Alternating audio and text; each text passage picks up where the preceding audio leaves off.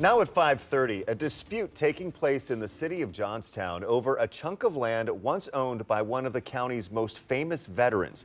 It is now part of a nasty legal fight. That property was connected to a will that was supposed to protect it. Well, as 10 TV's Kevin Landers explains, it's not just any piece of land. He's the family hero his descendants never knew.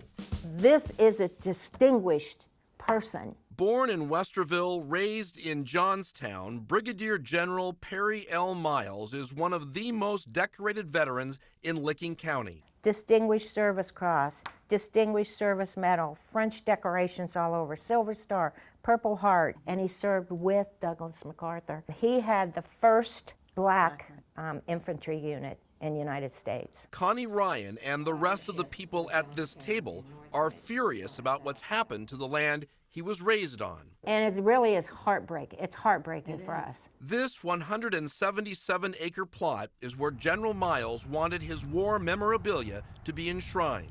He made this will in good faith, and this will is not being honored. A copy of his will reads, the property should be preserved as the Longwell Miles Memorial Estate for the purposes of religious, educational, and recreational good and benefit to the residents of Johnstown, Liberty Township, and the surrounding community. Do you feel that the spirit of the will has been violated? Yes. Yes. Very much. 63 years after his death, the debate over the Longwell Miles estate continues to divide the community. His descendants accuse the trust, who have power over this land, for leaving it to rot. The roof is leaking, there's broken windows. They say Miles's military memorabilia inside his home was left to deteriorate. Feces, urine all over. Literally, we couldn't sleep for days. It made us so sick. We went upstairs. His uniform was laying on the floor with his medal still on the uniform with raccoon poop on it. It was so disgusting. His descendants became more disgusted when in March, Licking Rural Electrification used eminent domain to buy 4 acres of his land for a substation. Eminent domain trumps property rights in some cases. It's just wrong. In exchange, the electric company paid the trust more than $400,000. We have no financial gain. We have no power in this. We're just trying to do what's right. What's right, they say, is to protect the land from future lawsuits.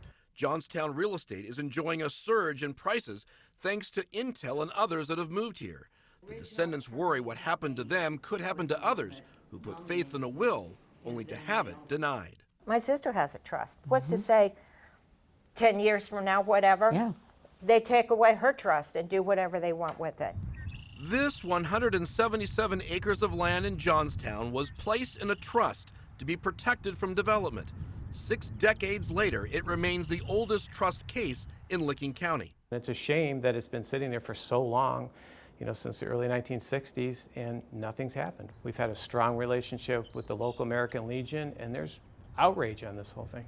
The general's descendants, who thought his will would prevent this, are fighting to keep others from taking more land. It says right in the will, none of the land was to be sold. We're just fighting to make this right. More than 2 years ago, it seemed a solution was at hand. The trust came to the Park District and said, would you be interested in receiving this as a donation?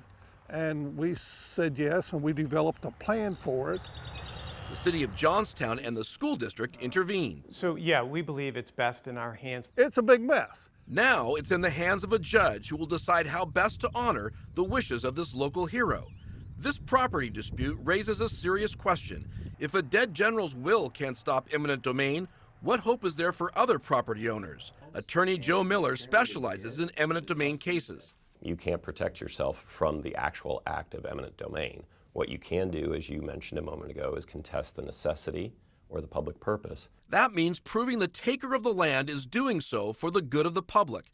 Even Ohio's Farmland Preservation Act, designed to protect farmland from development, can't stop eminent domain.